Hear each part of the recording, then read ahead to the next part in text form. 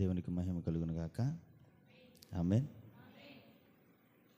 కార్యక్రమాన్ని నడిపిస్తున్న తమ్ముడికి, అలాగే ఇప్పటివరకు చెప్పిన దొరబాబు వర్మకు కూడా ప్రభు పేరట వందనాలు తెలియజేస్తున్నాను. అలాగే కూడి వచ్చిన మీ అందరికి కూడా ప్రత్యేకమైన వందనాలమ్మా. అలాగే తల్లి సమానులు బిడ్డలు ఉన్నారు అమ్మ, మీకు కూడా ప్రత్యేకమైన వందనాలు. అలాగే లవ్ కార్యక్రమాన్ని నడిపిస్తున్న అన్నయ్య గారికి ప్రత్యేకమైన వందనాలు.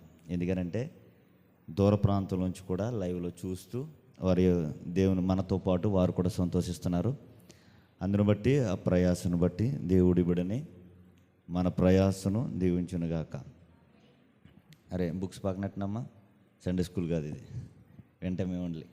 తలలు వంచండి, ప్రార్థన చేసుకుని వాక్యంలోనికి వెళ్దాం. మహాపరిశుద్ధుడైన మా తండ్రి, మీ ఘనమైన శ్రేష్టమైన నామానికి వందనాలు స్తోత్రాలు చెల్లిస్తున్న ప్రభా. యోగ్యత లేని మమ్మల్ని నిలబెట్టుకుని రాత్రి తండ్రి మీరు మాతో మాట్లాడిన విధానం బట్టి వందనాలు చెల్లిస్తున్నాం. మరి యొక్క పర్యాయం తండ్రి మాట్లాడుతుండగా తండ్రి మీ యొక్క పరిశుద్ధాత్మ సహాయాన్ని అనుగ్రహించండి. మీ ఆత్మ లేనిదే నేనేమీ చేయలేను ప్రభా. నీ ఆత్మతో నింపి నీ బిడలైన మాకు ఈ రాత్రి ఏ వాక్యం అయితే అవసరమో ఆ వాక్యముతో మమ్మల్ని నడిపించమని సహాయం చేయమని అడుగుచున్నాం. వచ్చిన బిడ్డలందరినీ కూడా నీ స్వాధీనంలో ఉంచుకోండి. వినగల చెవులు, గ్రహించగల హృదయం దయచేయండి. వెత్తబడిన వాక్యము ద్వారా మా జీవితాలు సరి చేసుకుంటానికి సహాయం దయచేయమని జరుగుతున్నటువంటి కార్యక్రమం అంతా కూడా మీ చేతులకు అప్పగిస్తూ మా ప్రియుడు రక్షకుడు యేసుక్రీస్తు వారి పేరటి ప్రార్థన అడుగుచున్నాం మా పరమ తండ్రి. ఆమేన్.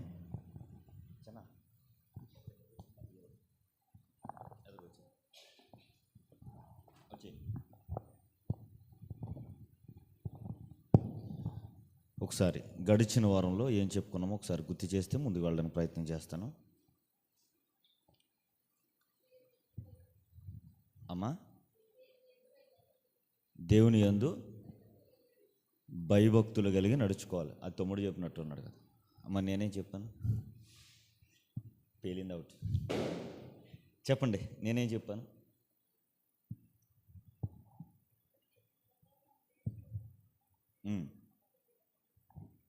Okay, very good. నెక్స్ట్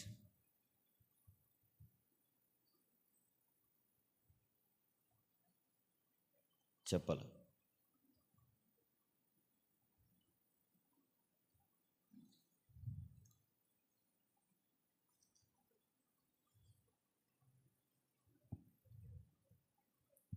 అమ్మా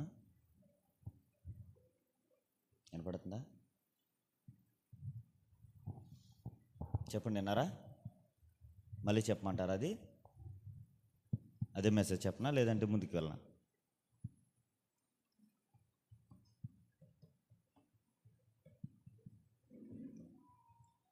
చెప్పాలి.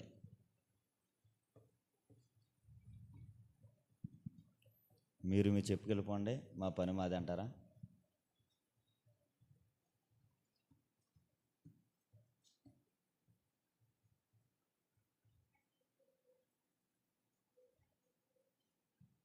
నెక్స్ట్ ఇంకా కొన్ని విలువైన మాటలు ఉన్నాయి, ఇంపార్టెంట్. అవి మీరు మిస్ చేస్తే మా ప్రయాస వ్యర్థము.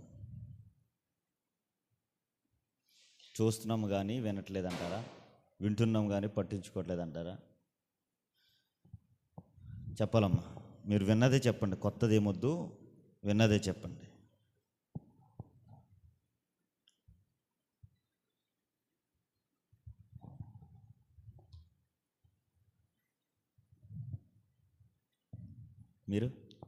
మీరు కూడా ఊపండి, ఇటు. ఏం జరుగుతుంది అని అంటే ఇంట్రెస్ట్ లేదా మీకు? చెప్పండి.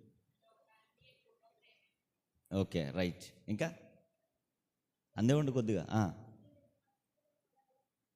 అవును, వెరీ గుడ్. నెక్స్ట్ ఇంకా బాయ్స్ నుంచి కూడా ఒక ఆన్సర్ వస్తే ముందుకెళ్తుంది. మొత్తం మీద 6 days అయిపోయింది కాబట్టి మెసేజ్ ఎక్కడికి వెళ్ళిపోయిందంటే ఎక్కడికో వెళ్ళిపోయింది అనమాట. దాన్ని నెతికి బయటికి తెచ్చారు. దేవుని స్తోత్రం కలిగిన. హల్లెలూయా. ప్రాధాన్యత దేనికి ఉందనంటే చూడండి, కాల్ హిస్టరీలో చూడండి, ఫేవరెట్ లిస్ట్లో ఏముంటాయంటే అది ఏదో ఉంటాయి, మనకు బాగా ఇష్టమైనవి ఉంటాయి ఫస్ట్ లిస్ట్లో, అంతేనా? ఇంకా కొన్ని కాంటాక్ట్స్లో మనకి ఏంటంటే ఎక్కువ ఏదైతే మనం వాడుతున్నామో ఆ నెంబర్సే మనం పైన ఉంటాయి కదా. ఈ వాక్యం బాగా లోతుకి వెళ్ళిపోతుందంటే పాస్టర్ గారు చెప్పిందని నేనైనా ఎవరు చెప్పిందని అది మనం పెద్దగా తీయట్లేదన్నమాట. లాస్ట్కి వెళ్ళిపోతుంది. అవునా? ఎందుకు వెళ్ళిపోతుందంటే దేవుడి గురించినటువంటి ఆయన యొక్క ప్రేమ కానీ ఆయన యొక్క కృప కానీ మనకు అర్థం కావట్లేదు. ఒకసారి వెనక తిరిగి చూసుకుంటే ఆయన ప్రేమ ఏంటో మనకు తెలుస్తుంది. ఆయన మాట్లాడిన వాక్యపు విలువలేంటో మనకు తెలుస్తుంది. నీ వాక్యమే నన్ను బ్రతికించేది. ఈ రోజుని మనం ఏం నిర్లక్ష్యం చేస్తున్నామనంటే మన బ్రతికించేదితో పాటు బ్రతికించేది. బ్రతికినిచ్చేది దేవుడు తల్లి ద్వారా. తల్లిని మర్చిపోయినవాడు, తల్లికి కూడి పెట్టినవాడు ఏంటో మనం ఎన్నో మాటలు విన్నాం. ప్రజలను అడిగిన చెప్తారు, పలానా వాడు తల్లిని పట్టించుకోడంట. అంటే ఏం చేస్తారు? ఆడు అసలు మనిషేనా అంటారు. ఫస్ట్ ఆఫ్ ఆల్ మనిషి అన్నవాడు ఎవడైనా సరే కన్న తల్లిని పట్టించుకోకుండా మనం ఎన్నో మాటలు చెప్తూ ఉంటాం. కానీ తల్లి గర్భంలో రూపింపబడక మునిపే మనం సృష్టించింది సృష్టికర్త అయిన దేవుడు. మనం ఎవరిని మర్చిపోయామంటే దేవుణ్ణి మర్చిపోయాం. సర్లే, తల్లి గర్భంలో పడినది మొదలుకొని నిరంతరము పోషించేది బ్రతికించేది దేవుడే. దినదినము బ్రతికించేది దేవుడే.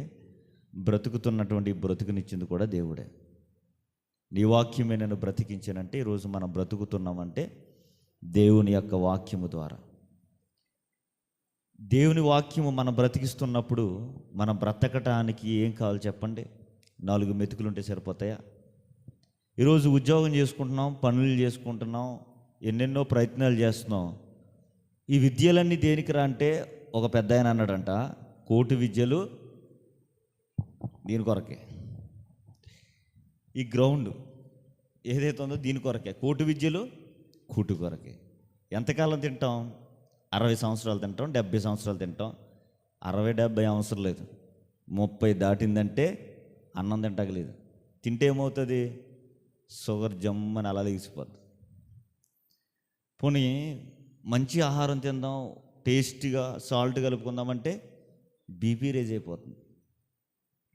అంటే మన ప్రయాస, మన పరుగు, మన ప్రయత్నం ఇవన్నీ కూడా కూటు కోసమే అనుకుంటే అది తింటే బ్రతకమని డాక్టర్ చెప్తున్నారు. ఇప్పుడు మరి ఏం తినాలయ్యా అంటే అచ్చ తెలుగులో చెప్పండి, ఒక్కొక్క మాటకి ఒక్కొక్క బాంబు కదా.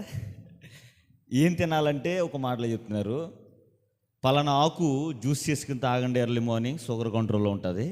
పలానా ఆకు తినండి, బీపీ కంట్రోల్ అవుతుంది. పలానా ఆకు తినండి, క్యాలరీస్, విటమిన్స్ సంథింగ్ ఇవన్నీ వస్తాయి. అంటే ఓవరాల్గా ఏం చెప్తున్నారంటే డాక్టర్స్ గడ్డి తినమంటున్నారు. అంతేనా? ఏం తినమంటున్నారు? గడ్డి తినమంటారు. మనుషుడు ఏదైతే ప్రయత్నం చేసి దేనికో అయితే పరిగెడుతున్నాడో అది మనం పొందుకోలేకపోతున్నాం. జీవితం అంటే అది కాదు, బ్రతుకంటే అది కాదు. ఇది 60 సంవత్సరాలు ఆఫ్టర్ ఆల్. ఇది నిత్యము బ్రతికే ఒక బ్రతుకుంది, శాశ్వత జీవితకాలం. ఆ జీవితకాలం కోసం మనం బ్రతకాలి. మనం క్రిస్టియన్స్ అంటే ఎక్కువ శాతం ఏంటంటే క్రిస్టియన్స్ అంటే చర్చ్కి వెళ్ళాలి, బైబిల్ చదువుకోవాలి, ప్రార్థన చేసుకోవాలి, డైలీ రొటీన్గా నడిచిపోతుంది. కానీ ఇది కాదు, ఇంతే కాదు. మనం చనిపోయిన తర్వాత వెళ్ళవలసిన లోకం ఒకటి ఉంది. ఆ లోకంలోనికి మనం వెళ్ళాలి అని అంటే ఈ భూమి మీద ఉండగానే మనం ఏం చేయాలి? చక్కగా మనం అన్నీ కూడా సెటరేట్ అయిపోవాలి. చూడండి, ఒక డాక్టర్ అవ్వాలంటే నువ్వు స్కూల్లోనే చక్కగా చదువుకోవాలి, నీ కాలేజీలోనే నువ్వు బాగా ట్రైన్ అవ్వాలి, తర్వాత అక్కడ నువ్వు సెటిల్ అవుతావు. అది కాకుండా నిత్య జీవితంలో మనం ఏదో చేయాలని ముందే అనుకుంటే ఏమవుతుంది? చూడండి, ధనవంతుడు లాజరు సందర్భం చదువుతున్నప్పుడు ధనవంతుడు అంటాడంట, అబ్రహామా నీ రొమ్మున అనుకున్నటువంటి దరిద్రుడైన లాజర్ని ఒకసారి పంపించు. దేనికంటే జస్ట్ వాటర్ డ్రాప్ వేస్తే ఈ వేడి, ఈ మంట నుండి నేను ఉపశమన కలిగిస్తుంది అన్నట్టుగా మాట్లాడతాడు. మాట్లాడుతూ కిందకి ఏం మాట్లాడతాడంటే, నా ఇంటి దగ్గర అనేక ఆత్మలు నశించిపోతున్నాయి, నేను వెళ్ళి వారికి చెప్తాను ఇక్కడ ఇలా ఎంత కష్టం ఉన్నదని, ఇక్కడ ఎంత వేదన ఉందని అన్నప్పుడు అక్కడ చెప్పడానికి ప్రవక్తలు ఉన్నారు, పాస్టర్స్ ఉన్నారు, నీ పని అయిపోయింది, నీది నువ్వు చూసుకో అంటారు. దానికి అర్థం ఏంటంటే అక్కడికి వెళ్ళిన తర్వాత ఆత్మల భారం వస్తుంది, అక్కడికి వెళ్ళిన తర్వాత బాధ్యతలన్నీ వస్తాయి, అక్కడికి వెళ్ళిన తర్వాత ఈ మరణం అంటే ఏంటో, నరకం అంటే ఏంటో అన్నీ తెలుస్తాయి. కానీ అతను అంటూ ఉంటాడు, బాధపడుతున్నటువంటి అతను ఏంటంటే, నేను ఒకసారి కిందకి వెళ్ళి నా కుటుంబస్తులకి చెప్పొస్తాను, ఎందుకంటే ఇంత భయంకరమైనటువంటి నరకంలో నా కుటుంబం పడకూడదు. అంటే అతను పైనుంచి కిందకు వచ్చిన తర్వాత వారందరికీ కూడా, అరే చనిపోయిన తర్వాత ఆ నరకంలోకి వెళ్ళామా, మనం ఏమీ చేయలేమురా, నేను వెళ్ళొచ్చానని చెప్తే వారు మారతారని. అంటే అతను అడుగుతున్నాడు ఒక్క అవకాశంతో వాళ్ళ కుటుంబం మార్చుకుంటాడని. కానీ విచిత్రం ఏంటంటే, అక్కడ అవకాశంలో ప్రవక్తలు ఉన్నారు, ఇక్కడ మనకు కూడా పాస్టర్స్ ఉండి ముందుగానే చెప్తున్నారు. కానీ మనం నిర్లక్ష్యం. దేవుడు ముందుగానే మనకు తెలియజేస్తున్నాడు. మనం ఏ విషయంలో నిర్లక్ష్యం అయిపోతున్నామంటే, మనం అనుకుంటాం బైబిల్ రీడింగ్లోనే కదా అని స్కిప్ చేస్తాం. కానీ బైబిల్లో ఉన్నది దేవుని మాటలైతే ఆ మాటలే మనలను బ్రతికిస్తాయి. ఈరోజు మనం అందరం కూడా దేవుని సన్నిధికి వస్తున్నాం, బాగానే ఉంది. వాక్యం విషయంలో మనం నిర్లక్ష్యం చేస్తున్నామంటే మన పరిస్థితులు మనం మర్చిపోయాం, దేవుడిచ్చినటువంటి వాగ్దానం మనం మర్చిపోయాం. యోహాను సువార్తలు అంటుంటాడు కదా, దేవుడు చేసిన వాగ్దానము ఆయన నెరవేర్చడానికి సిద్ధంగా ఉన్నాడు, కానీ మనమే ఆలస్యం చేస్తున్నాం. దేవుడు నిజంగా వాగ్దానం చేసిన దేవుడు ఖచ్చితంగా మన జీవితాల్లో నెరవేరుస్తాడు. అబ్రహాము జీవితంలో దేవుడు వాగ్దానం చేశాడు. వాగ్దానం చేసినట్లుగానే తన కుటుంబాన్ని ఆశీర్వదిస్తూ దీవిస్తూనే వచ్చాడు. ఒక వాగ్దానాన్ని మనం చూడగలిగితే ఆదికాండము 12వ అధ్యాయము మొదటి 2-3 వచనాలు మనం చూడగలిగితే, యెహోవా మాట్లాడుతున్నాడు, అబ్రహామా నీవు లేచి నీ దేశము నుండి, నీ బంధువుల యొద్ద నుండి, నీ తండ్రి ఇంట నుండి బయలుదేరి నేను నీకు చూపించు దేశమునకు వెళ్ళుము. నేను గొప్ప జనముగా చేసి నిన్ను ఆశీర్వదించి నీ నామమును గొప్ప చేదును. నీవు ఆశీర్వాదముగా నుండువు. నిన్ను ఆశీర్వదించు వారిని ఆశీర్వదించేదను, నిన్ను దూషించు వారిని శపించేదను. చదవండి.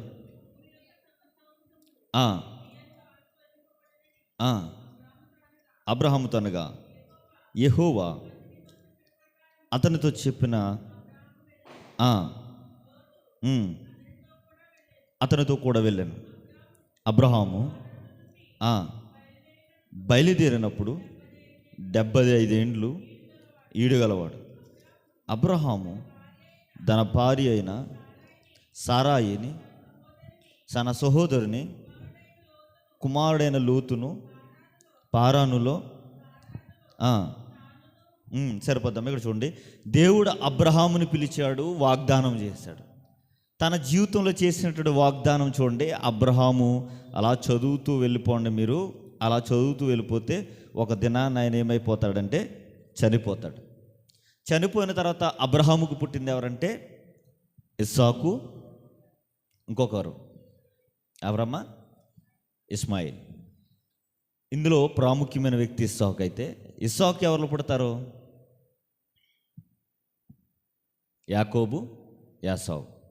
ఇరువురిలో ఒక వ్యక్తి గురించి మనం మాట్లాడుకుంటే యాకోబుకి ఎంతమంది పుడతారు అని అంటే 12 మంది పుడతారు. ఈ 12 మందిలో ఒకరు ఎవరు? బాగా యోసేపు ప్రియుడు. అలాంటి యోసేపుని ఐగుప్తులోనికి అమ్మేస్తారని. ఎప్పుడైతే అమ్మేశారో తర్వాత జరుగుతున్నటువంటి సందర్భాలు మీరు చదివినప్పుడు అర్థమైంది ఏంటంటే, కొన్ని సంవత్సరాల తర్వాత కరువు వస్తుంది. కరువు వచ్చిన తర్వాత యోసేపు ఐగుప్తులో ఒక ఉన్నతమైన పొజిషన్లో ఆయన ఉంటాడు, ఒక అధికారంలో ఆయన ఉంటాడు. అప్పుడు ఇశ్రాయేలు అందరూ కూడా ఆహారం కోసం ఎక్కడికి వస్తారనంటే ఐగుప్తుకు వస్తారు. చాలా జాగ్రత్తగానండి. అబ్రహామును దేవుడు దీవించినట్లుగానే పిలిచాడు, నువ్వు రా, వస్తే నిన్ను దీవిస్తాను, జనములకు తండ్రిగాను, ఇదిగో నిన్ను ఎవరైతే ఆశీర్వదిస్తారో వారిని కూడా ఆశీర్వదిస్తాను, నిన్ను ఎవరైతే శపిస్తారో వారిని శపిస్తాను. అంత గొప్పగా అబ్రహామును దేవుడు ఆశీర్వదించిన తర్వాత తన కుటుంబము పిల్లలను కూడా దేవుడు దీవించాడు. కరువు ఉన్నటువంటి టైంలో కూడా దేవుడు ఆ కుటుంబాన్ని పోషించినట్లుగా మనకు కనబడుతుంది. ఈరోజు కరువు ఉన్నటువంటి పరిస్థితుల్లో అబ్రహాము పిల్లలు అనగా యాకోబు పిల్లలు ఆహారం కోసం ఐగుప్తుకి వెళ్తే అక్కడ ఎవడు పట్టించుకుంటాడు? ఎవడో పట్టించుకోడు. అలాంటిది అక్కడ ముందుగానే దేవుడు ఎవరిని పంపించాడు చెప్పండి? యోసేపుని పంపించాడు. యోసేపుని పంపించిన తర్వాత అక్కడ అందరికీ కూడా అన్నయ్యలకి ఆహారం పెట్టాడు. ఎవరో? తమ్ముడు. ఇక్కడ ఈ విషయాన్ని మనం మాట్లాడుకుంటే, దేవుడు అబ్రహాముకు దేవుడు వాగ్దానం చేస్తే వాగ్దాన ప్రకారంగానే కానానులో వారు నివసించినప్పటికీ అక్కడ ఉన్నటువంటి ప్రజలు కరువుకున్నటువంటి పరిస్థితులు బట్టి ఐగుప్తుకు వెళ్ళిపోయారు. రాను రాను రాను యోసేపు కూడా చనిపోయాడు. అక్కడ ఉన్నటువంటి ఐగుప్తీయులు ఈ యొక్క ఇశ్రాయేల్ ప్రజలు ఏం చేశారంటే మరింత ఒత్తిడి చేసి వారింత బాధ్యతలు పన్నులు వాళ్ళ మీద పెట్టి వారు హింసించటం ప్రారంభించారు. ఎందుకంటే వారి సంఖ్య వీరి సంఖ్య కంటే పెద్దదైపోయింది. ఎవరి సంఖ్య కంటే? ఐగుప్తీయుల కంటే ఇశ్రాయేల్ ఎక్కువైపోతున్నారు. ఎక్కడో పరాయి దేశం నుంచి వచ్చేవారట వీర మన మీద ఏలుబడి చేయటం ఏంటని వారు హింసించటం ప్రారంభిస్తే వారు నేల నుండి మొరపెట్టారంటే, అయ్యా మమ్మల్ని రక్షించు, మా పితరుడైనటువంటి అబ్రహాముకు చేసినటువంటి వాగ్దానం మా జీవితంలో నెరవేర్చని ప్రార్థన చేస్తున్నప్పుడు దేవుడు నిజంగా ఒక వ్యక్తిని పంపించి నడిపించాడు. ఎవరంటే మోషే నిజంగా ఎన్నో శ్రమలు ఆయన అనుభవించాడు. నిజంగా కష్టమే అనుభవించి ప్రయాసపడ్డాడు, ప్రయాణం చేశాడు. వారిని ఎర్ర సముద్రము దాటించి తీసుకొచ్చిన తర్వాత కొంతకాలం సుమారుగా ఎక్కడి వరకు? కానాను వరకు తీసుకొచ్చాడు. తర్వాత ఆయన చనిపోయాడు. ఆయన చనిపోయిన తర్వాత మరలా ఎవరు వచ్చారంటే వారిని నడిపించడానికంటే యెహోషువ వచ్చాడు. యెహోషువ కూడా వారిని తీసుకుని ప్రయాణంలో ఉన్నాడు. ఎరుకో అడ్డు వచ్చింది, యొర్దాను అడ్డు వచ్చింది. దేవుని యొక్క కృపతో దాటించాడు. వారిని ప్రయాణం కానానులోనికి ప్రవేశించాడు. కానానులోనికి వచ్చిన తర్వాత ఈయన చనిపోయే సమయం దగ్గరికి వచ్చింది. ఎవరు? యెహోషువ. అలాంటి టైంలో ఇశ్రాయేల్ ప్రజలతో మాట్లాడుతున్నాడు. ఏంటనంటే 24వ అధ్యాయం చూడండి, ఇక్కడ చక్కగా దేవుడు మాట్లాడుతున్నాడు. యెహోషువ 24వ అధ్యాయము, యెహోషువ గ్రంథం 24వ అధ్యాయము 3వ వచనం నుంచి మాట్లాడుకుందాం. 3వ వచనం నుంచి, అయితే నేను నది అద్దరు నుండి మీ పితరుడైన అబ్రహామును తోడుకొని వచ్చి కానాను దేశమంతటా సంచరింపజేసి అతనికి సంతానమును విస్తరింపజేసి అతనికి ఇస్సాకును ఇచ్చి తిని. ఇక్కడ చూడండి, ఇంకొక వచనం చదవండి. ఇస్సాకును నేను యాకోబు ఏసావులను ఇచ్చి తిని షేరు మన్యమును స్వాధీనపరుచుకున్నట్లు వాటిని ఏసావుకి ఇచ్చి తిని యాకోబును అతని కుమారులను ఐగుప్తులోనికి దిగిపోయిరి. తరువాత నేను మోషే అహరోను పంపి దాని మధ్యను నేను చేసిన క్రియల వలన ఐగుప్తులను హతము చేసి మిమ్మల్ని వెలుపలికి రప్పించి తిని. యెహోషువ మాట్లాడుతూ ఏమన్నాడంటే, ఇశ్రాయేలు ప్రజలారా ఈ మాటలు వినండి. ఈరోజు మీరు ఎర్ర సముద్రము దాటారు, యొర్దాను దాటారు, ఎరుకో దాటారు, ఎన్నో సమస్యలు మీరు దాటుకుంటూ వచ్చారే. కారణం ఏంటో తెలుసా? మీ పితరులైనటువంటి మీ తాతయ్య ఎవరో తెలుసా? అబ్రహాం. ఆ అబ్రహాము నేను పిలుచుకున్నాను, కానానులోనికి నివసింపజేశాను, అతనికి వాగ్దానపు దేశంలో అడుగుపెట్టనిచ్చాను. ఎవరిని? అబ్రహాముని. అబ్రహాముకి మరలా కుమారునిచ్చాను, వారికి కుమారునిచ్చాను, వారికి కుమారులు ఇచ్చాను. వారి యొక్క సంతానమే మీరైతే మీకు ఈ రోజున ఇట్టి పరిస్థితి కలిగిందంటే కారణం ఏంటో తెలుసా?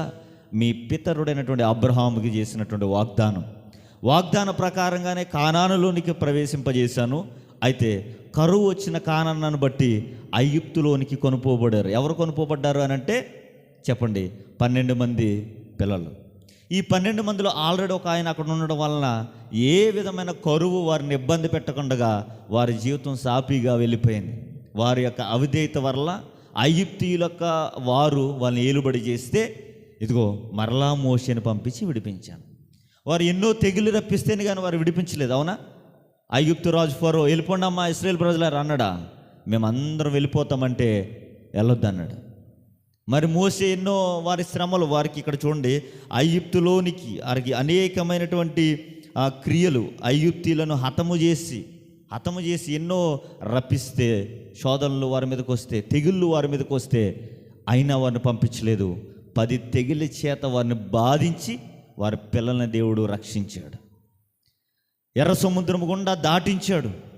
ఇన్ని చేశాడు దేవుడు అని ఇంకా మాట్లాడుతున్నాడు. చూడండి 6వ వచనం లాస్ట్. ఐగుప్తులో నుండి మీ తండ్రులను రప్పించినప్పుడు మీరు సముద్రమునొద్దకు రాగా ఐగుప్తుల రథములతో రౌతులతో మీ తండ్రులను ఎర్ర సముద్రము వరకు తరిమిరి. ఇదిగో తప్పించబడ్డాం కదా, 10 తెగుళ్ళ చేత ఫరోని దేవుడు గజగజలాడించాడే. ఇదిగో ఇశ్రాయేల్ ప్రజలందరూ మనం వెళ్ళిపోదాం కదా అనుకునే టయానికి ఎర్ర సముద్రమునికి వచ్చేసరికి వారు ఏం చేశారంట? తరుముకుంటూ వచ్చారంట. అక్కడ కూడా దేవుడు ఏం చేశాడంటే వీరిని దాటించి ఆ ఎర్ర సముద్రంలో వెనకాలం చేస్తున్నటువంటి ఫరో సైన్యాన్ని మంట కలిపేశాడు. నిర్గమాకాండంలో మనకు కనబడుతుంది. అదే విషయాన్ని యెహోషువ గుర్తు చేస్తున్నాడు. యెహోషువ మాట్లాడుతూ అన్నాడు చూడండి 24వ వచనంలో, ఇదిగో ఐగుప్తీయులు రథములతోనూ రౌతులతోనూ మీ తండ్రులను ఎర్ర సముద్రము వరకు తరిమిరి. వారు యెహోవాకు మొర్రపెట్టినప్పుడు మీకును ఐగుప్తులకు మధ్య చీకటి కల్పించి సముద్రమును వారి మీదకి రప్పించి వారిని ముంచివేసెను. ఐగుప్తు సైన్యం ఇశ్రాయేలు ప్రజలను మీ అందరినీ, మీ పితరులను, మీ డాడీ వాళ్ళందరినీ కూడా ఏం చేస్తుందో తెలుసా? 6 లక్షల మందిని వారు వణికించారు. అయితే దేవుడు ఏం చేశాడంటే చీకటి కమ్మించి ఎర్ర సముద్రం వారిని కలిపేశాడు. అంటే దేవుడు అక్కడ కూడా మిమ్మల్ని కల్పించాడు. ఇది చదువుకుంటూ కిందకు వచ్చేయండి, అక్కడ ఏం కనబడుతుందంటే ఇదిగో మీకు యోర్దాను ఎదురైంది. ఆ యోర్దానులో కూడా దేవుడు ఏం చేశాడంటే యోర్దాను దాటించాడు. మరలా ఎరుకో ఎదురైంది. ఆ ఎరుకోలో కూడా దేవుడు ఏం చేశాడంటే విజయాన్ని వారికి ఇచ్చాడు. ఒకడందరూ కూడా యుద్ధం చేయడానికి వస్తే దేవుడు విజయాన్ని కలిగించారు. ఒక సందర్భంలో కానానులోనికి అడుగు పెట్టక ముందు ఇశ్రాయేలు ఏం చేస్తారంటే అసలు కానానులో పరిస్థితులు ఎలా ఉన్నాయో చూద్దామని యెహోషువ 2వ అధ్యాయంలో మనకు కనపడుతుంది. వేగుల వారిని పంపిస్తూ ఉంటారు. వేగుల వారిని చూసి అంటారు ఒక మాట, 10 మంది అంటారట, మనము ఆ దేశంలోనికి అడుగు పెడదామంటే మనం ఎలా ఉన్నాం తెలుసా? వాళ్ళ ముందు మిడతల్లాగా ఉన్నాం. ఇంకెక్కడ ఆ దేశంలో మనం స్వతంత్రించుకుంటాం, ఇంకెక్కడ ఆ దేశంలో మనం బ్రతుకుతాం, ఇంకెక్కడ ఆ దేశంలో దేవుడు చేసినటువంటి వాగ్దానాన్ని మనం పొందుకుంటామని వారందరూ కూడా నిరుత్సాహపోయినట్లుగా కనబడుతుంది. మేము మిడతలా ఉన్నాం ఆ ప్రజల ముందు. వారు ద్రాక్ష గెలలు పట్టుకెళ్తుంటేనే 2 వ్యక్తులు మధ్యలో ఒక కమ్మేసుకుని పెద్ద గెలను మోసుకెళ్తున్నారు. వాళ్ళు తినుచున్న ఆహారము బహుగా ఉన్నది.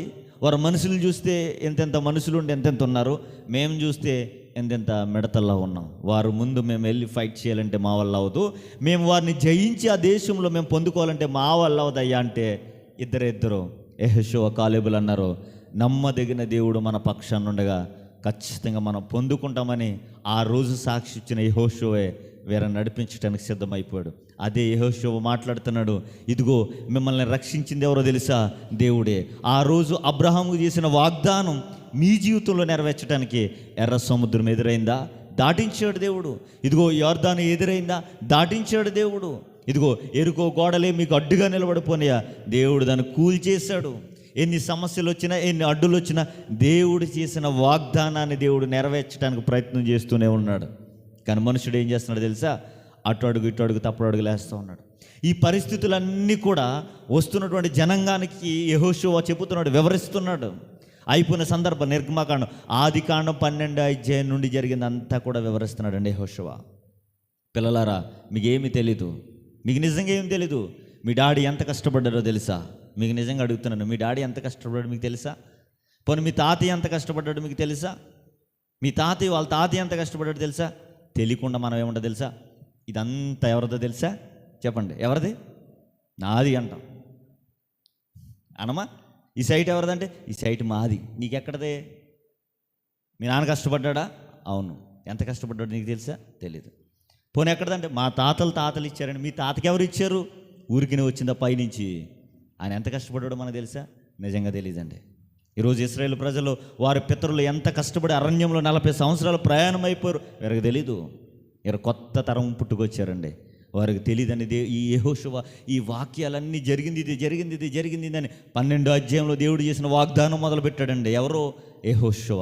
ఇదంతా చెబుతూ వస్తే మనలాంటి పిల్లలు అలా చెవులెట్టి విని ఏం చేశారు తెలుసా? వచ్చి వారు మర్చిపోలేదంటారు. మరి ఏం చేశారు చెప్పనా?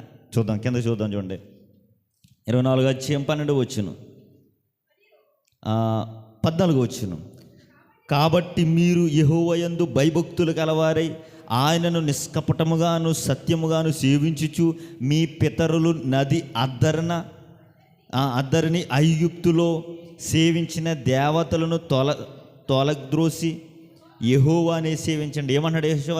ఇదిగో ప్రజలారా, ఇంతగా మీ శ్రమల నుండి తప్పించిన దేవుని మీరు మర్చిపోకండి. ఇదిగో ఆ నది అవతల మీరు పూజించేవారే, అది అక్కడ విడిచిపెట్టండి. దేవుడు అక్కడి నుండి మిమ్మల్ని తప్పించి దేవుడు చేసినటువంటి వాగ్దానం చేసినటువంటి భూ ప్రాంతంలోకి మిమ్మల్ని రక్షించాడు. ఇన్ని చేశాడు మీ జీవితంలో. ఈరోజు మీరు ఈ కానానులో ఎంత గొప్ప భూమిలో మీరు బ్రతుకుతున్నారంటే, వాగ్దానం చేసినటువంటి వాగ్దానాన్ని మీరు పొందుకున్నారు అనంటే కారణం ఏంటో తెలుసా? దేవుడు మీ పితరుల జీవితంలో ఎన్నో కార్యాలు చేశాడు. మీరు పుట్టకముందు వారు ఎన్నో శ్రమలు పడినప్పుడు దేవుడు వారిని చేయి పట్టుకు నడిపించాడు. ఎన్నో సముద్రాలు ఎదురవని దాటారు, నదులు ఎదురవని దాటారు, సమస్యలు ఎదురైని దాటారు. ఇదిగో వారి పరిస్థితులకు వచ్చారంటే నమ్మదగిన దేవుడు మీ దేవుడే నడిపించాడు. ఆ దేవుని విడిచిపెట్టొద్దన్నప్పుడు వారు మాట్లాడుతున్నారు. చూడండి, 15వ వచనంలో, యెహోవాను సేవించట మీ దృష్టికి కీడని తోచిన ఎడల మీరు ఎవరిని సేవించుదురో, నది అద్దరను మీ పితరులు సేవించిన దేవతలను సేవించుదురో, అమోరీల దేశమును మీరు నివసించుచున్నారే వారి దేవతలను సేవించుదురో, నేడు మీరు కోరుకొనడి. ఏమన్నాడు చెప్పనా? ఇదిగో ఇవి అన్నీ దాటించిన మీ యెహోవాను నమ్ముకుంటారా? నది అద్దరు ఉన్నటువంటి అన్య దేవతలు నమ్ముకుంటారా? మీ పితరుల తాతలు ఇదిగో ఆ బానిసత్వ బ్రతుకులు ఉన్నప్పుడు ఐగుప్తు దేవతలు, ఆ దేవతలు నమ్ముకుంటారా? మీరు ఏ దేవతలు నమ్ముకుంటారయ్యా అని అడిగినప్పుడు ఈ పరిస్థితులన్నీ ప్రజలు మాట్లాడుతున్నారు. చూడండి, మీరెవరని సేవించు కోరుకొనునో నేనును నా ఇంటి వారుని యెహోవానే సేవించెదమన్నారు. ఏమంటున్నారు?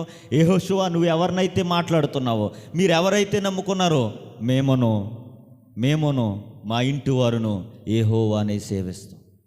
ఈ పరిస్థితులన్నీ అన్న తర్వాత ప్రజలందరూ అంటున్నారు, ఆ దేవతలు కాదు, ఈ దేవతలు కాదు, ఆ దేవతలు కాదు, మమ్మల్ని నడిపించిన యెహోవానే మేము సేవిస్తాం. మేమే కాదయ్యా, మా వెనకాల నుంచి వచ్చిన మా తరాలు, మా కుటుంబాలన్నీ కూడా యెహోవాని సేవిస్తాం. ఎంత చక్కగా మాట్లాడుతున్నారు చూడండి. నా ఇంటి వారును యెహోవానే సేవించదాం. అందుకు ప్రజలు ఇలా అంటున్నారు చూడండి, యెహోవాను విసర్జించి ఇతర దేవతలను సేవించిన ఎడల మేము శాపగ్రస్తులు మగుదుము గాక. వారే అనేస్తున్నారు, ఏమని?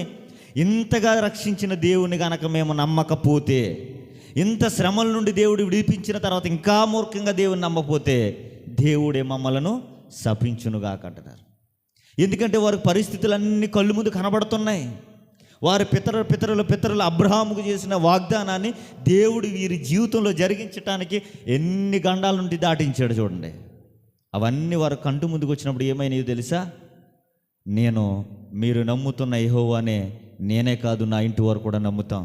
ఈ రోజుని ఇంతగా దేవుడు నడిపిస్తూ బ్రతికిస్తున్న దేవుని మేము నమ్మకపోతే మాకన్నా దౌర్భాగ్యులు ఎవరు లేరు.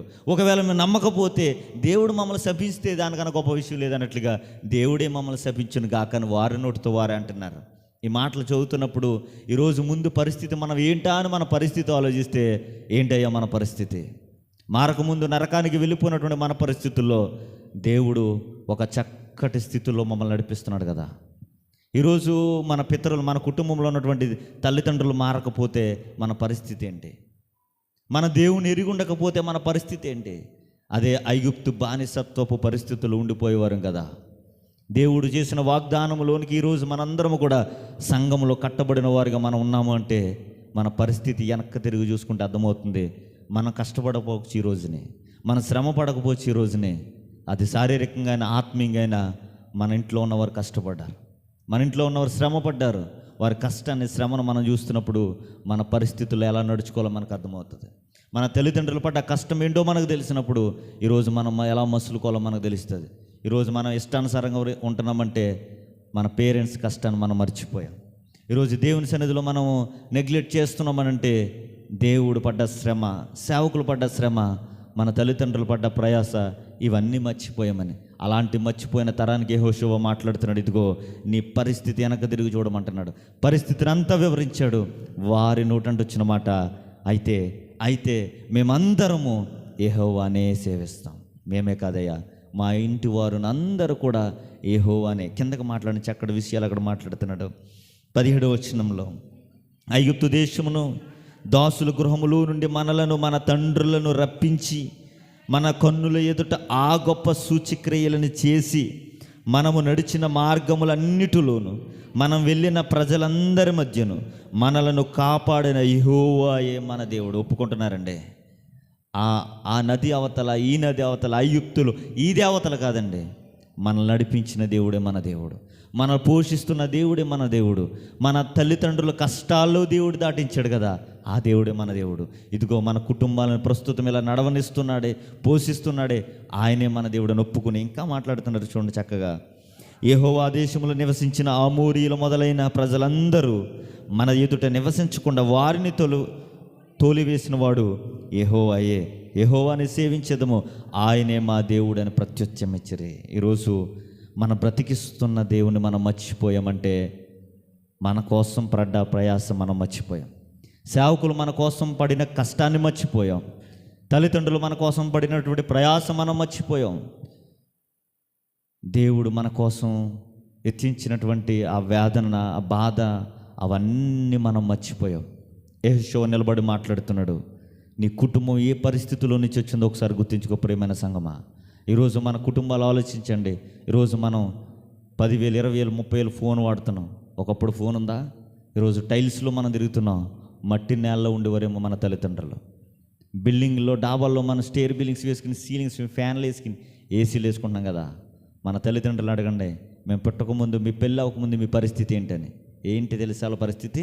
తాటెక్కెళ్ళు. అలాంటి పరిస్థితి నుంచి దేవుడు మార్చాడు. మర్చిపోయాం మనం. అడగండి ఈరోజు మీ పేరెంట్స్ని. మీరు చూడండి, నిర్గమకాండంలో 12వ అధ్యాయంలో దేవుడు ఎర్ర సముద్రంకి నడిపించేటువంటి ముందు పరిస్థితుల్లో ఏం చేస్తాడో తెలుసా? ఒక విచిత్రమైన బలి పెడతాడు.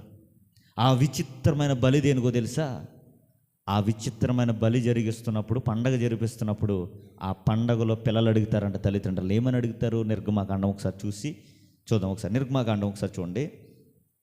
12వ అధ్యాయము 26వ వచనాన్ని మనం చూడగలిగితే, మరియు మీ కుమారులు మీరు ఆచరించు ఆ ఆచారం ఏమిటని మిమ్మల్ని అడుగునప్పుడు మీరు ఇది యెహోవాకు పస్కా బలి. ఆయన ఐగుప్తుల హతము చేసి మన ఇండ్లను కాచినప్పుడు ఆయన ఐగుప్తులో ఉన్న ఇశ్రాయేలు ఇండ్లను విడిచి పెట్టెననియు అనవలెనని చెప్పాను. అప్పుడు ప్రజలు తలల వంచి నమస్కారము చేసిరి.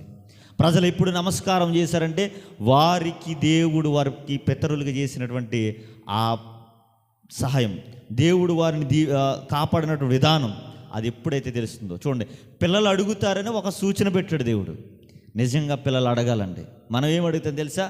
పక్కింటోళ్ళు గొడవ ఎందుకు జరుగుతుంది, వారు ఎందుకు మాట్లాడుకోవట్లేదు, మనం వాళ్ళ ఇంటికి ఎందుకు వెళ్ళము, ఏం అడగమా? అది ఎందుకు ఇలా చేస్తారు, ఇది ఎందుకు ఇలా చేస్తున్నారు అడుగుతాం తప్ప బైబిల్లో ఏది అడగం. మన బ్రతుకులకి సంబంధించింది ఏది అడగం. ఇక్కడ చూడండి, పిల్లలు అడుగుతున్నప్పుడు తల్లిదండ్రులు చెప్తున్నారంట, ఒకప్పుడు మనం బానిసత్వ బ్రతుకులు ఉన్నప్పుడు మనల్ని విడిపించింది ఎవరో తెలుసా? దేవుడు విడిపించాడంట.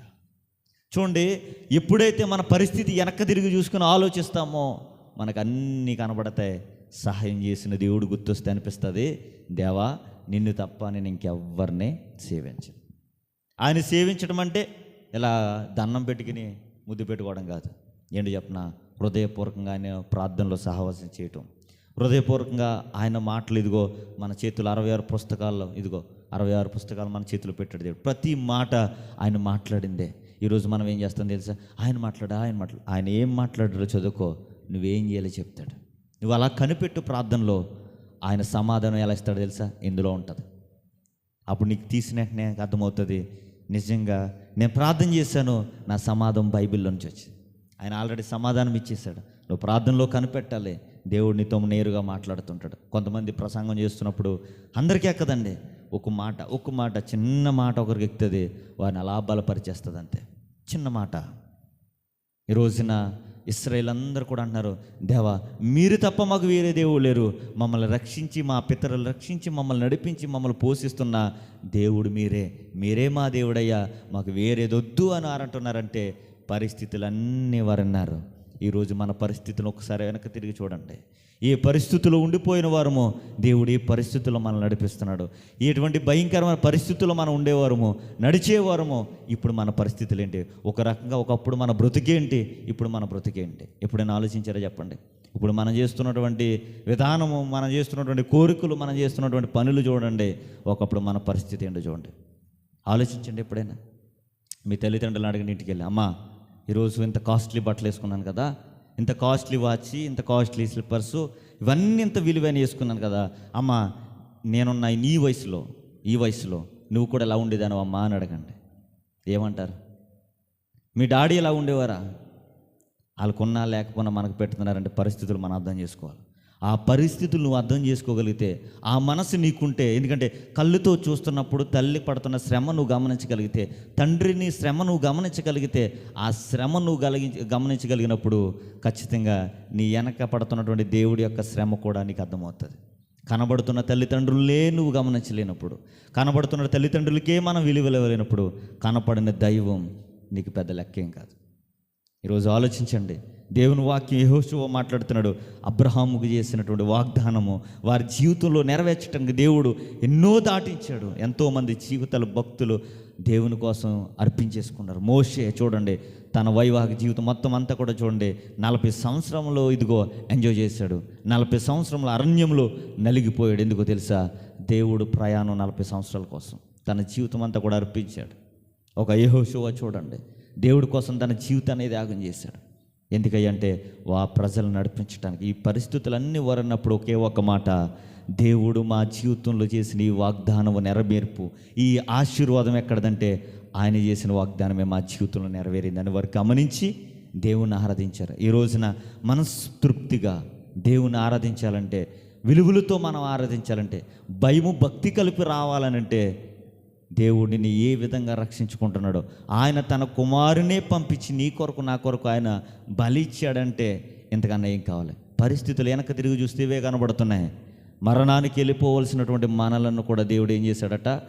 తన కుమారుని పంపించి మరణం ఆయన మీద పడింది.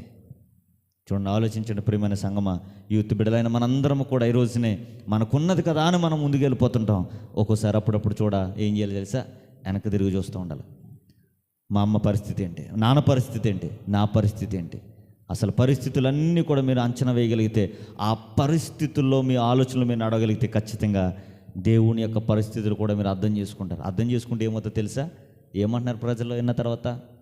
నేనును నా ఇంటి వారును యెహోవానే సేవించేదని. ఆ మాట మన నోటంట రావాలంటే పరిస్థితులను మనం అంచనా వేస్తూ ఉండాలి.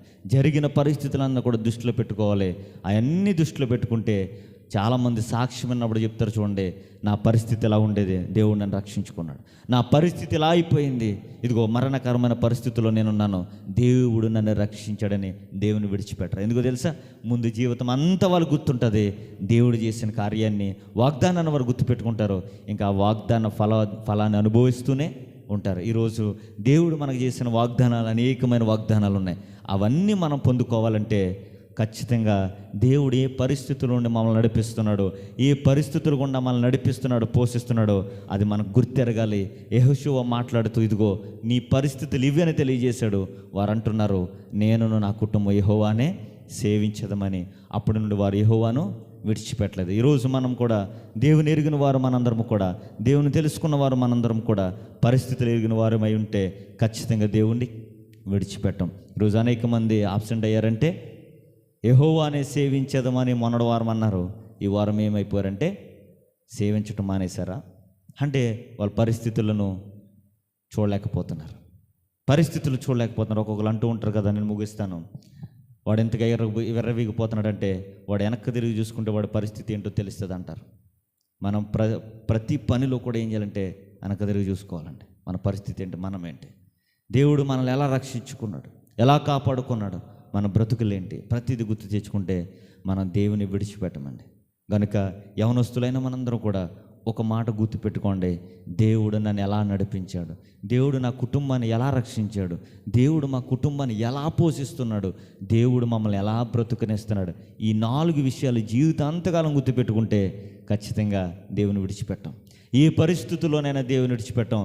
ఏ పరిస్థితుల్లోనైనా అనే మాట ఏంటంటే, ఏ పరిస్థితి ఎలా అయిపోయినా సరే నేనును నా ఇంటి వారును యెహోవాను సేవించదాం. అందరూ చెప్పండి ఒకసారి, నేనును నా ఇంటి వారును యెహోవానే సేవించేదాం.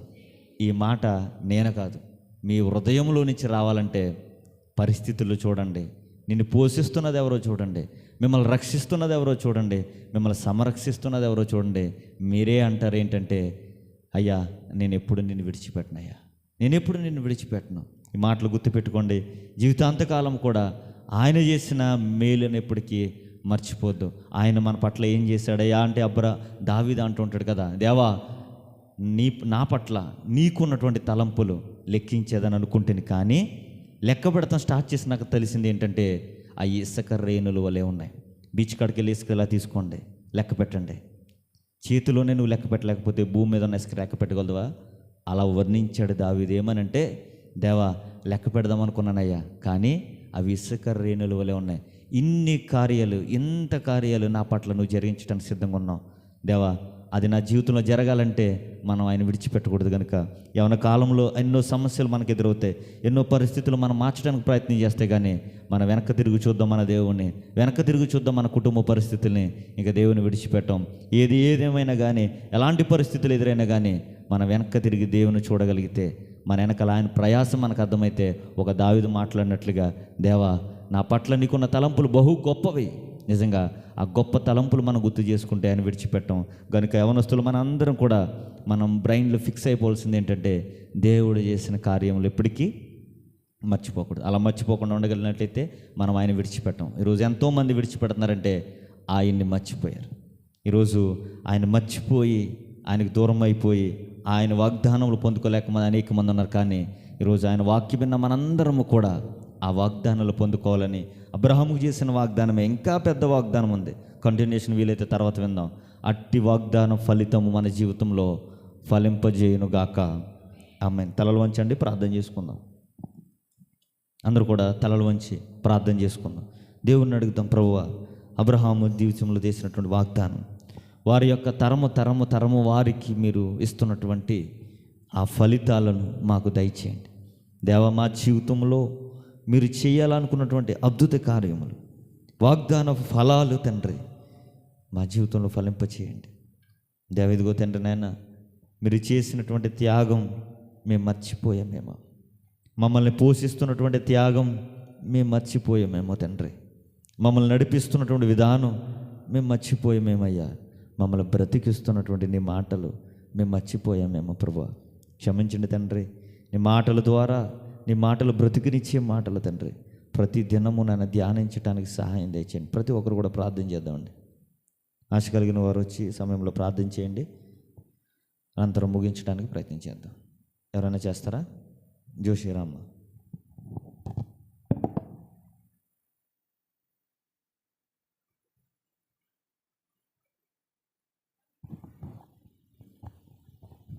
ప్రార్థన.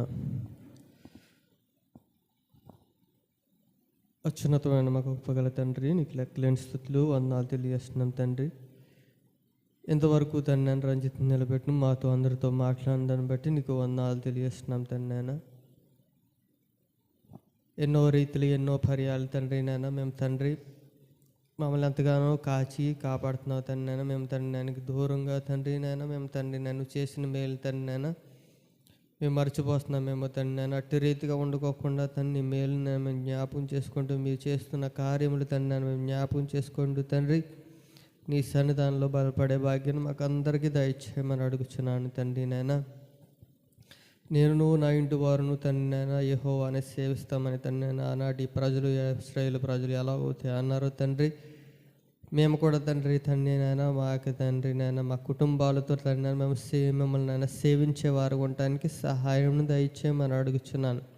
మా యొక్క కుటుంబంలో మేము కానీ తండ్రి నాయన ఇంకనూ తండ్రి నాయన నీకు ఇష్టానుసారంగా జీవించలేకపోతే తండ్రి మా కుటుంబం అంతా కూడా తండ్రి నాయన మారి తండ్రి నీ కోసం తండ్రి నాయన మేము అందరం కూడా నిన్ను సేవించేవారు ఉండటానికి భాగ్యం మాకు అందరికీ దయచేయమని అడుగుచున్నాను తండ్రి నాయన. ఆత్మీయ రీతిగా కూడా తండ్రి బలపరిచేవారు ఉండకు సహాయం దయచేయమని అడుగుచున్నాను తండ్రి. మాదిరిగా మేము ఉండటానికి సహాయం దయచేయమని అడుగుచున్నాను. వచ్చిన ప్రతి ఒక్క బిడ్డను దీవించండి, ఆశీర్వదించమని అడుగుచున్నాను తండ్రి. శ్రద్ధ కలిగి తండ్రి నీ యొక్క సన్నిధానానికి వచ్చి ఉన్నారు తండ్రి నాయన. వారందరినీ నాయన మీరు అందరిని దీవించమని ఆశీర్వదించమని అడుగుచున్నాను తండ్రి. గొప్ప కార్యాలు వారి జీవితంలో నేను చేయమని అడుగుచున్నాను తండ్రి నాయన. మీరు తండ్రి నాయన ఇశ్రాయేలు ప్రజలకి వాగ్దానం చేసిన రీతిగా నన్ను తన యొక్క మేలుని స్వరాలము చేసి తండ్రి నాయన గొప్ప కార్యాలు వాళ్ళ పట్ల చేశారు తండ్రి నాయన. ఆ వాగ్దానం నేటికి మా పట్ల నేను మీరు నెరవేర్చమని అడుగుచున్నాను తండ్రి. ఆశీర్వాదాలతో నేను నింపమని అడుగుచున్నాను తండ్రి నాయన. అటు రీతిగా ఆశీర్వాదాలు పొందుకోవాలంటే మేము ఎట్టి రీతిగా నన్ను నీ సన్నిధానంలో గడపాలో అటు భాగ్యాన్ని మాకు దయచేయమని అడుగుచున్నాను తండ్రి. మేమందరం కూడా తండ్రి సన్నిధానంలో స్తుతించే భాగ్యాన్ని మాకు అందరికీ నేను అనుగ్రహించిన దాన్ని బట్టి నీకు వందనాలు తెలియజేస్తున్నాను తండ్రి. ఎవరైతే రాలేదో వారిని కూడా దీవించండి తండ్రి నాయన. వారు కూడా తండ్రి నాయన వారితో కూడా మీరు మాట్లాడండి తండ్రి నాయన. వారిని బలపరిచి సన్నిధానంలో తండ్రి నాయన మరొక తరుణంలో తండ్రి వారందరిని కూడా తీసుకువచ్చి తండ్రి నాయన వాక్యంలో వారందరూ కూడా బలపడటానికి సహాయం దయచేయమని అడుగుచున్నాను తండ్రి. పెద్దవారు వచ్చి ఉన్నారు, వాళ్ళందరినీ దీవించండి, ఆశీర్వదించమని అడుగుచున్నాను తండ్రి. వారికి మంచి ఆరోగ్యాలు దయచేయమని అడుగుచున్నాను. వారి సంపూర్ణ కుటుంబాలను దీవించమని అడుగుచున్నాను తండ్రి. ఎవరి బిడ్డలు దీవించండి, ఆశీర్వదించమని అడుగుచున్నాను. వారి చదువులో, వారి పనిపాటలో, రాకపోకల్లో మీ తోడు సహాయం దయచేయమని అడుగుచున్నాను. అలాగే తండ్రి అక్కడ నేను సంఘంలో ఉన్న ప్రతి ఒక్క నేను స్త్రీలని, పురుషుల్ని, వృద్ధుల్ని, అలాగే నేను సండే స్కూల్ పెట్టిన యవనస్తులు పెట్టిన అందరినీ దీవించండి, ఆశీర్వదించమని అడుగుచున్నాను. సంఘం తండ్రి నేను అభివృద్ధిపరచమని అడుగుచున్నాను తండ్రి. రేపు నేను ఉన్న పుట్టినరోజు కార్యక్రమం తండ్రి నేను మంచిగా ఘనంగా జరగడానికి నేను మంచి వాతావరణం అనుగ్రహించమని అడుగుచున్నాను తండ్రి. మీరే నేను నీకు మహిమాత్మ అక్కడ కూడికి జరగడానికి సహాయం దయచేయమని అడుగుతుంది. ఈ వారంలో జరగవలసిన ప్రతి ఒక్క కార్యక్రమం కూడా మంచిగా జరిగించండి నాయన. మీరే సహాయం దయచేయమని అడుగుచున్నాను. వచ్చిన బిడ్డలందరినీ దీవించండి, ఆశీర్వదించమని అడుగుచున్నాను. రంజిత్ను కూడా దీవించండి, ఆశీర్వదించమని అడుగుచున్నాను. తను చేసుకున్న డెకరేషన్ పనిలో కూడా మీ తోడైన కాపుదలు అనుగ్రహించండి, సహాయం దయచేయమని అడుగుచున్నాను తండ్రి. ఇంకా నన్ను ఎవరైతే పనులు చేసుకున్నారో వాళ్ళ పని పాటలో కూడా మీ తోడు అనుగ్రహించండి, సహాయం దయచేయమని అడుగుచున్నాను. ఈ కొడుకును ముగించిన ఎవరు గృహాలు వెళ్ళుచుండగా రాకపోకలు మీరే తోడని సహాయం దయచేస్తారని ఇచ్చిన ప్రార్థన పాసం చేసుకుంటారని యేసునామములో అడుగుతున్నాను తండ్రి, ఆమేన్. అందరూ అలాగే తల వంచండి. చిన్న ప్రార్థన. మహాపరిశుద్ధుడైన మా తండ్రి, మీ ఘనమైన శ్రేష్టమైన నామానికి వందనాలు స్తోత్రాలు చెల్లిస్తున్న ప్రభా. యోగ్యత లేని మమ్మల్ని నిలబెట్టుకుని తండ్రి, రాత్రి మీరేమందరితో మాట్లాడిన విధానం బట్టి వందనాలు చెల్లిస్తున్నాం దేవా. మీరు చేసిన వాగ్దానపు ఫలితాలు మా జీవితంలో ఫలింప చేయండి.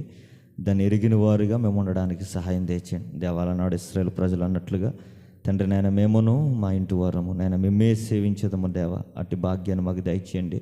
ఎటువంటి పరిస్థితులు ఎదురైనా మీకు దూరంగా తొలగిపోకుండా తండ్రి మీ మీద ఆధారపడి బ్రతకటానికి నైనా సహాయం దయచేయండి. వచ్చిన ఎవడ బిడ్డలు జ్ఞాపం చేసుకోండి, చదువుతున్న చిన్న బిడ్డలు జ్ఞాపం చేసుకోండి. చక్కటి ఆరోగ్య వాళ్ళకి దయచేయండి, జ్ఞానము దయచేయండి. అలాగే తండ్రి యవ్వన బిడ్డలు బట్టి ప్రార్థన చేస్తున్నాం. కాలేజీకి వెళ్తున్న వారు, డ్యూటీలు చేస్తున్న బిడ్డలందరి కొరకు ప్రార్థన చేస్తున్నాం. బిడ్డలకు మీరు తోడుగుండండి. ప్రయాణాల్లో చేస్తున్నటువంటి నాయన ఉద్యోగాల్లో సహాయం దయచేయండి. తల్లి సమానులు బిడ్డలు ఉన్నారు, వారందరి నిమిత్తం ప్రార్థన చేస్తున్నాం. నీ బిడ్డలు ఏదైతే నీ సన్నిధిలో విజ్ఞాపన చేస్తున్నారో ప్రతి దానికి జవాబును దయచేయండి. యవన బిడ్డలు అనేక మంది పనులు చేసుకుంటున్నారు, వారందరినీ మీరు జ్ఞాపకం చేసుకోండి, సహాయం తెచ్చండి. మా సంఘ కుటుంబమును బట్టి ప్రార్థన చేస్తున్నాం తండ్రి. సంఘం అంతటిని మీరు దీవించండి. ఎవరైతే ఏ బంధంలో ఉన్నారో, ఎవరైతే ఏ శోధనలో ఉన్నారో వాటన్నిటి నుండి విడుదలను అనుగ్రహించండి. సంఘ సేవకులను బట్టి ప్రార్థన చేస్తున్నాం తండ్రి. వృద్ధాప్యంలో ఉన్నటువంటి తాతయ్య నాన్నమ్మను బట్టి ప్రార్థన చేస్తున్నాం. వారిని బలపరచండి, ఆరోగ్యం తెచ్చండి. బలమును, శక్తిని, ఆరోగ్యాన్ని వారికి అనుగ్రహించండి.